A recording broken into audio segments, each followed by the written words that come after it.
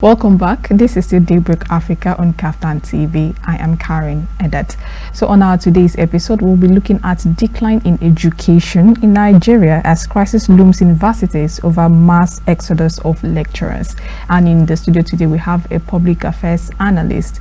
His name is Kehinde Emmanuel. We trust that he will do justice to today's topic. Good to have you in the studio today. Thank you. My pleasure to be here. Welcome on DAYBREAK Africa. Thank you so much.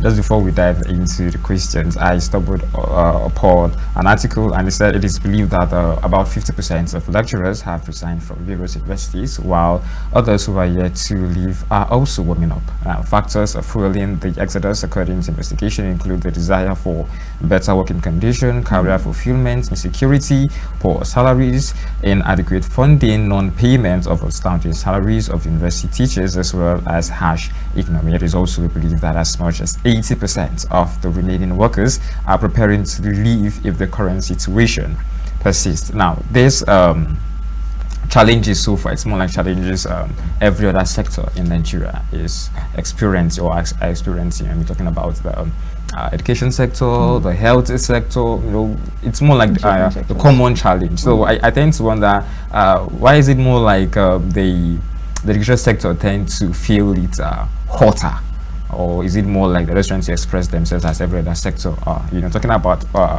poor salaries. Till tomorrow, you have the NEC and NLC trying to figure out minimum wage and other. We're still struggling on that. So it's not really advisable the sector just try to stay cool for a while, knowing it's actually more like a bond that is actually touching every sector, not just them. It's not just unique to them. Actually, the challenge, or let me say the challenge that we have now, the issue of the depletion, the mass exodus. I mean, it's not only affecting education. It has even cut across other sectors. That it has even got to a point where the need to quote and unquote japa is now, if an household name, is now what most parents, that even in church, even in religious settings now, you see people talking about this thing, all right? And now, success in this day and time now is now seen from the lens of your willingness to want to japa. So once you have that consciousness that, what, I'm working on, stepping out of this country. No, you are serious. But that you say that you want to stay back, you're really unserious. So you are really unserious for you to say you want to stay back. And that is the issue and the bane. So it's not just for education sector. It's even across the world. It's whether you go to health sector, whether you go to those that are working in tech, the demand for our skills is higher than before. Number two is that based on what you said earlier, insecurity is not really the issue. Because if we look at the investigation too that they carried out, insecurity will likely be the least, because people are, it's available for you to pick options, But then Abraham Maslow's theory of needs already captured the reason why we need people who are in pursuit of something better. There's a longing that I want, which is the peak is self-actualization. So everybody have that longing. But then I must say, and let me be sincere, that the last administration, I must admit to you that for me, when it comes to this education sector, health sector, was very insensitive to the demands across boards. All right, and that is why those that are even warming up, the people that are even warming up are even more than those that have gone. Let's be factual. Those that are warming up, all right. Just on Friday, I was in office and I'm like, this person has left too. I said, 2 weeks ago we were together. Well, interesting. I said last week, 2 weeks ago now, we were together doing some stuff that we were shining teeth together, smiling, and nobody knew. All right, and now we are told that he moved already. Right, and to let you know that there are certain people we are all working together. Some of my colleagues, once they get married now, they are off. So it's not because they are not even in the government sector. They are not even lecturers. But then it is now an household language that everyone needs to move out of this country. And we must still say that where is the problem coming from?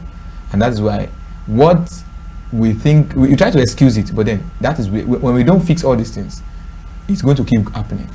It's going to keep happening. People still leave. Okay, so now, in your own opinion, is leaving the country, the best solution? Because I believe that in time past, there were challenges But I don't know if I would say, I don't know if the heat is hotter now than then, but I believe that as time spans, you know, there will always be challenges. And now people feel that leaving the country, all right, it's more like the best option. But in your own opinion, is it the best option? Because I feel we should face our challenges and see how we can actually solve. But I think maybe persons are not thinking that way, all right? So, but in your own opinion, is it the best option as at this time? Okay, there's nothing that's saying that you cannot even solve your problem even from diaspora. Okay. I mean, there's nothing saying that if you're in the UK now, that you cannot still solve the problem. And that is what is in everybody's mind. Because as it stands, everyone, funny enough, the people that are even living are in their deepest mind, they love Nigeria. All right? They want to solve the Nigerian problem. But then, the demands, all right, the abnormal story of this now, the food security, you know, safety, the safety needs is there, but then you will not be able to achieve other demands, other needs of yours if the first one is not settled. If we are still talking about the mass exodus, the mass number of children that are out of school, we are still having the issue of insecurity, we are still talking about minimum wage. All right, and Nigeria as a country, your minimum wage is likely going to be the most ridiculous in Africa.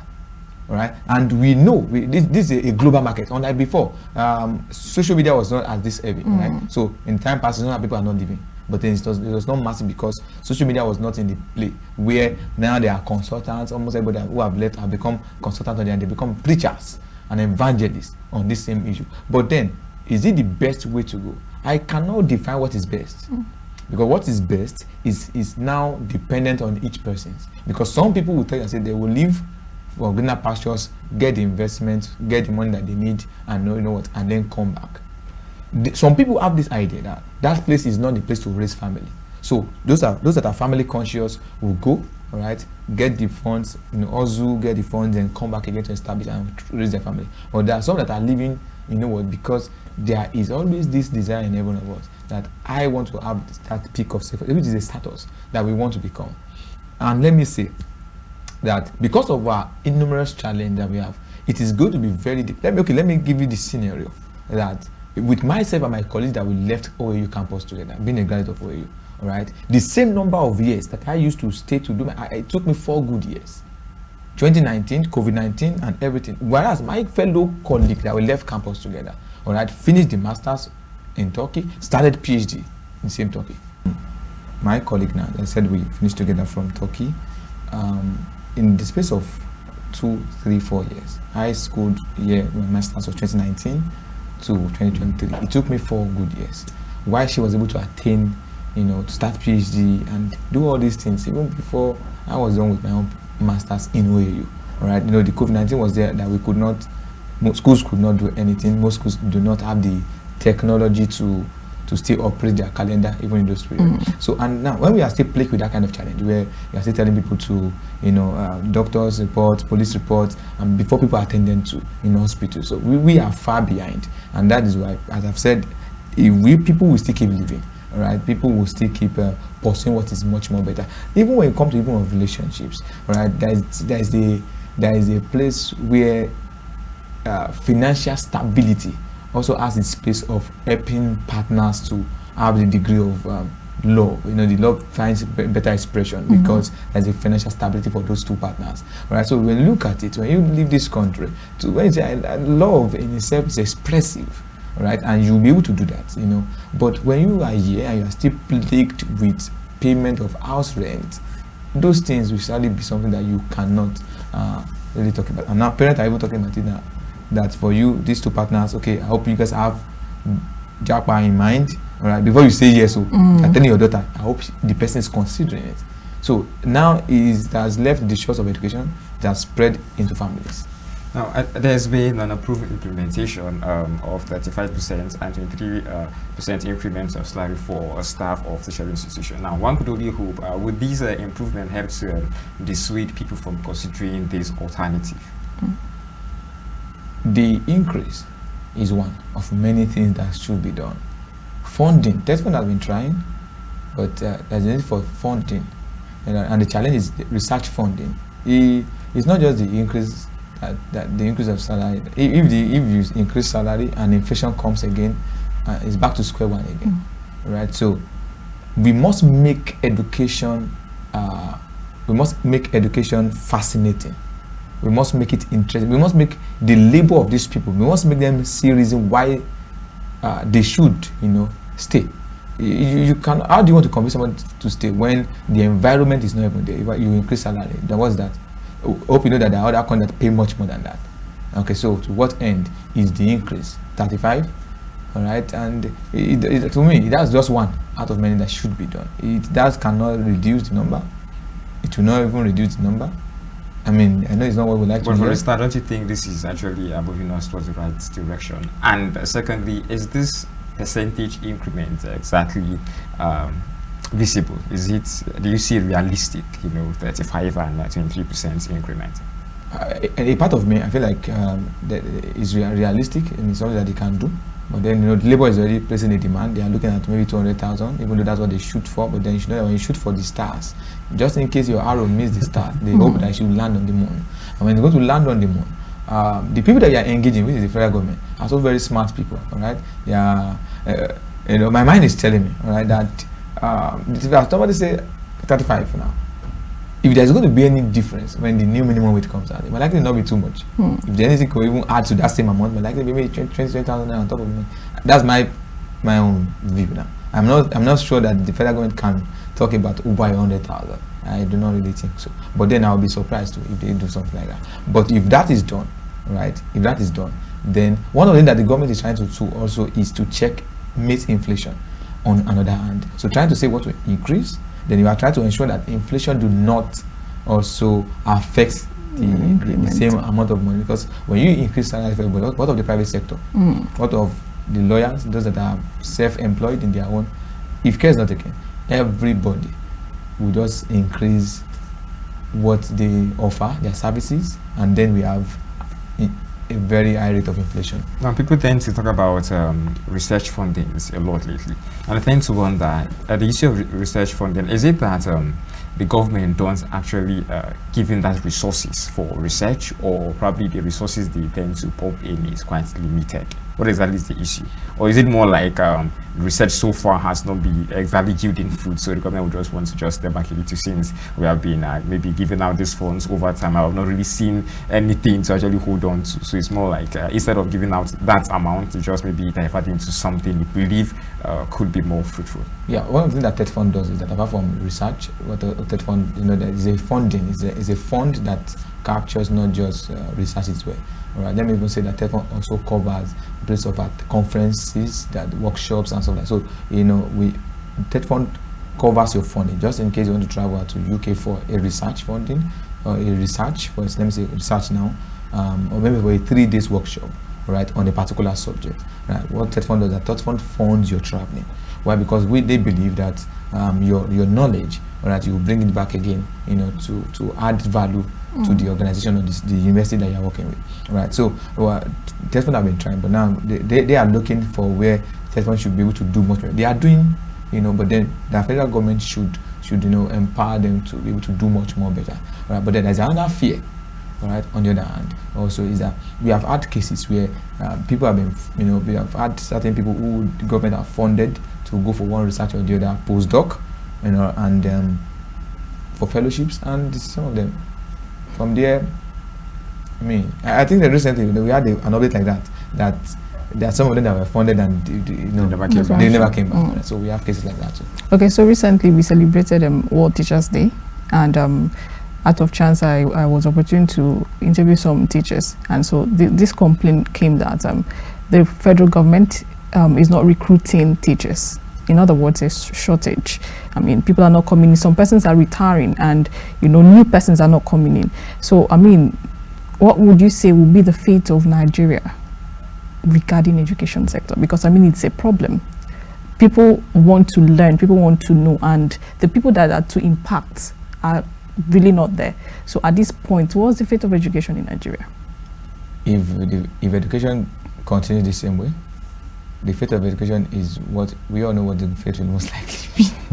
All right? Because I think on that day I told people that my parents were teachers, all right, and I'm glad they were. And I believe strongly that they are a very, very important part of the community, of the system that makes people who they are. But if we continue in this lack of investment on these amazing people, all right, we'll keep breeding. We're going to have a very, very chaotic society. Why? That I'm a doctor, I don't have time for my child. But then who is there to teach the child? Nobody is there to teach the child. Then that is where we know the importance of, when the function of something is not known, when the importance of something is not known, it's the abuse is inevitable, right? And that's where we are. Because when the political class do not really prioritize who you are, abuse is inevitable. And that is, the recruitment, have you seen anything like that? Have you seen anything like that? The federal government is recruiting teachers. You only see states recruiting, and at the longer, most of the time it's even a sham. All right, most times it's even a sham. Just hear they recruit and they don't know what happened. You just hear people saying they're applying, but how many people do you know that they have been selected? All right, and that because they know also that those government also, I feel like, do we have what it takes to also fund the payment? Because once you recruit 1,000 teachers, you should know that the vote head increases. Exactly. All right, their demands increases. Do we have the number of schools? Surely we have schools. I have been to a school where I served, right? I only have 2 teachers, and that's why Empower was used to cover for some of these excesses, some of these loopholes. All right, that were the teachers were not in some schools, so Empowers were the staffs were used, right, to cover up for them. And those things are not going to help us as a country.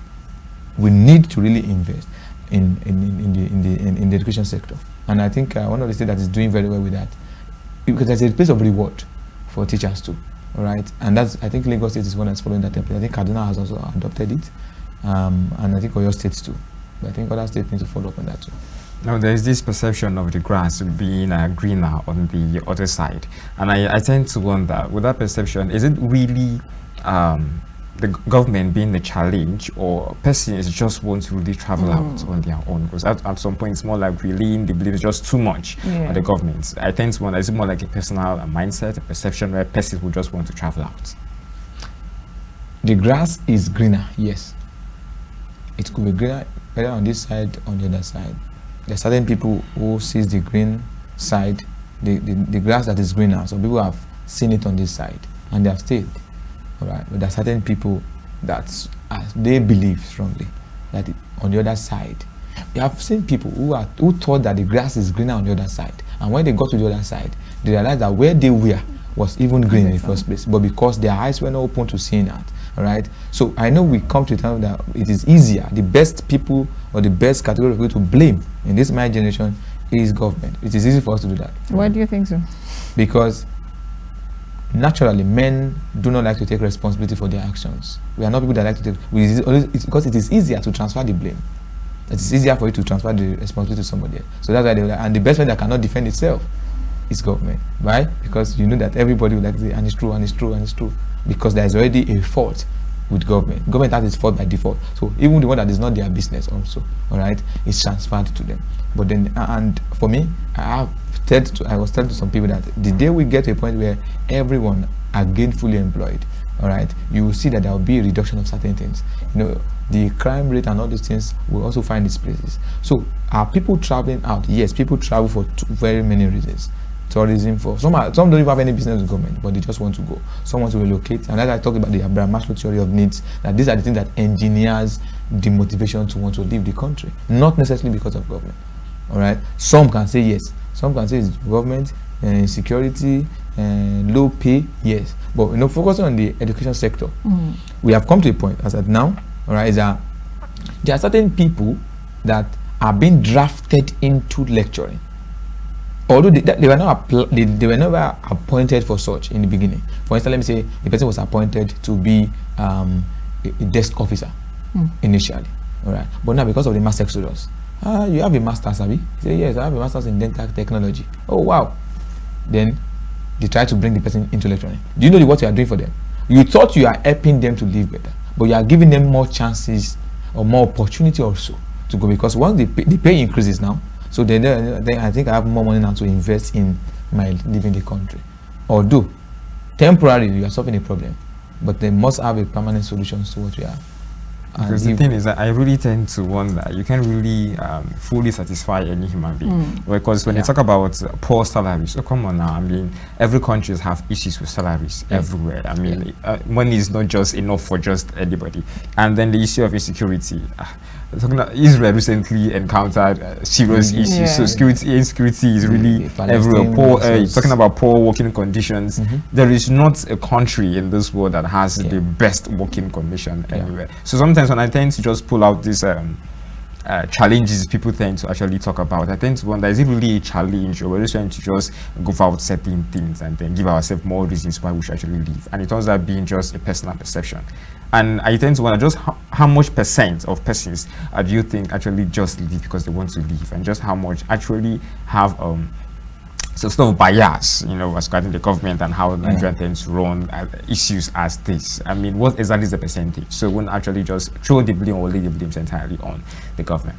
Okay, I think the percentage is not we have to over 200 million people, all right? For the academia, virtually, I think statistically they said about 23,000 staff of the academia, non-academic or academics, leave the shores of the country every year. 23,000. Let me even say, according to what statistics, Nigeria is still low. The people that the number of people who leave the country from Nigeria is way low to other countries. To let you know that the issue of people leaving is not only peculiar to us. All right, the other Indian, so it's a country that you see that people also leave their country. But the difference between them and us is the fact that we are a people that we are proud. We are very proud people. Number two is that when we get to a place, we want everybody to know that we are here. All right, that's the Nigerian energy. All right, but I mean, not that because we are not very discreet people. And as I said, that the issue of leaving the shores, it has been defined, quote and unquote, into everybody's ideology to mean something like success.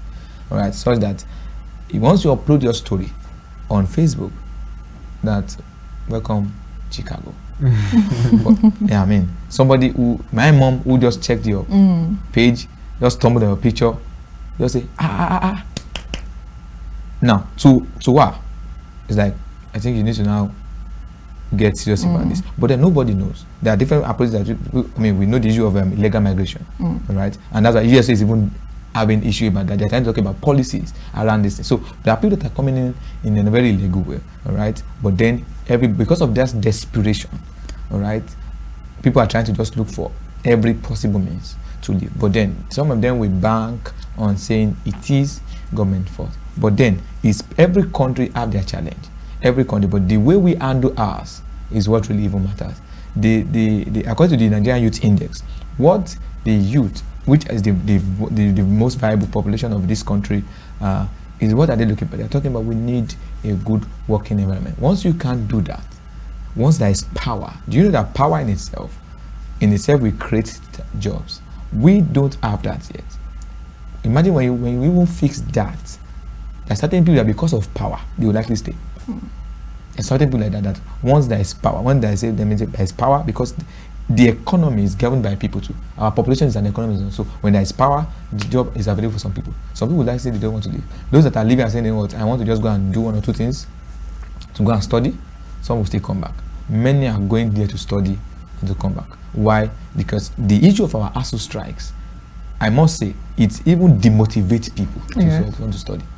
2019, in 2013, I'm not sure there's any year that goes by that we don't have one. And now the same child who has been in the house, maybe selling one or two things for the mom, just wake up one morning, school resumes, say timetable of exam is out, the person just come and be ready for exam. How do you allow the person to move from market to class again?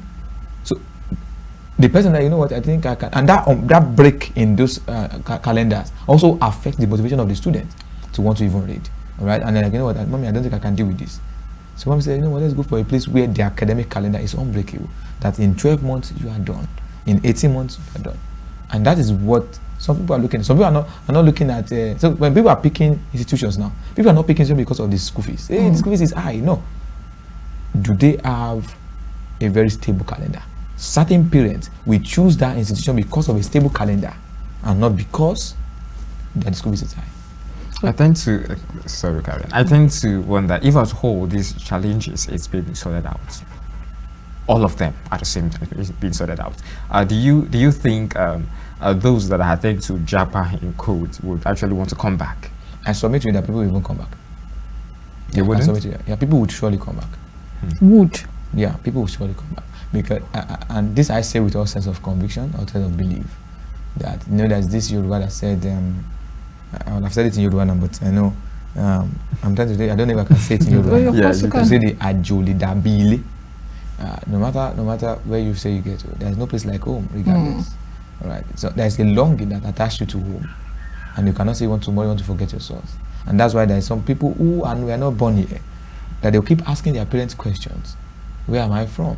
Because there's a longing in us to want to know where we come from. So when we have our problem fixed, there are certain people, there are many people that will surely come back and say, you know what, let's go home and let's go build our country. Okay, so in your last word, because I guess time is out of hand, so what time. would be your word of encouragement to those youngsters who have been demotivated by the current challenges, especially in the education sector in Nigeria?